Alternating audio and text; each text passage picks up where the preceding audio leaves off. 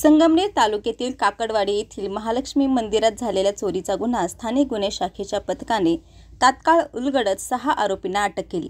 या कारवाईत एकूण 26.12 लाखांचा मुद्देमाल जप्त करण्यात आला आहे।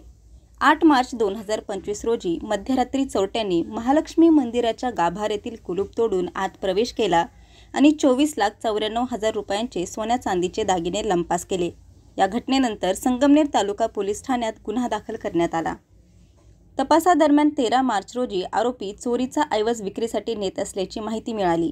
त्यानुसार लोणी कोल्हार मार्गावर सापळा रचून आरोपी सुयोग दवंगे वय 21 हिवरगाव पावसा तालुका संगमनेर, संदीप साबळे वय 23 पाच पट्टावाडी तालुका अकोले, संदीप गोडे वय 23 सोमठाणे तालुका अकोले, अनिकेत कदम वय 21 टिटवाळा तालुका कल्याण, दीपक पाटेकर वय 24 टिटवाळा तालुका कल्याण, सचिन मंडलिक वय 29 संगमनेर यांना अटक केली। तपासादरम्यान आरोपींकडून 199 ग्रॅमचे सोन्याचे दागिने, 1665 ग्रॅम चांदीचे दागिने, 3 मोबाईल फोन आणि चोरीसाठी वापरलेली वॉक्सवॅगन फोलो कार जप्त करण्यात आली आहे।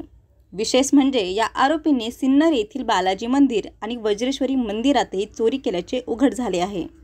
ही अत्यंत प्रभावी कारवाई पोलीस अधीक्षक राकेश ओला, अपर पोलीस अधीक्षक वैभव कलुंबमरे, उपविभागीय पोलीस अधिकारी कुणाल सोनवणे यांच्या मार्गदर्शनाखाली पोलीस निरीक्षक दिनेश आहेर आणि त्यांच्या पथकाने केली। संगमनेर तालुक्यातील काकडवाडी येथील महालक्ष्मी मंदिरातील देवीचे अंगावरील सोन्या चांदीचे दागिने साधारण 25 लाखाचे दागिने हे अज्ञात चोरट्यांनी चोरून नेले होते।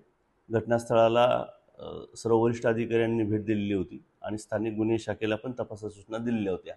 त्याप्रमाणे स्थानिक गुन्हे शाखेचे API धाकराव आणि टीम काम करत होती। सर्व CCTV फुटेज आणि इतर गुन्हेगारांची माहिती संकलित करून सदरचा गुन्हा हा सुयोग दवंगे व त्याच्या एकूण 4 साथीदारांनी केल्याचं निष्पन्न झालेलं आहे। सदर आरोपितांना गुन्ह्याच्या तपासकामी ताब्यात घेण्यात आलेला आहे। त्यांच्याकडून गेलेला पूर्ण मुद्देमाल हा जप्त करण्यात आलेला आहे। त्या व्यतिरिक्त त्यांनी सिन्नर तालुक्यातील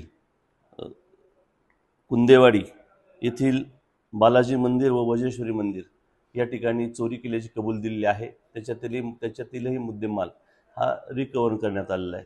साधारण 27-28 लाखाचा मुद्देमाल हा आतापर्यंत हस्तगत करण्यात आलेला आहे।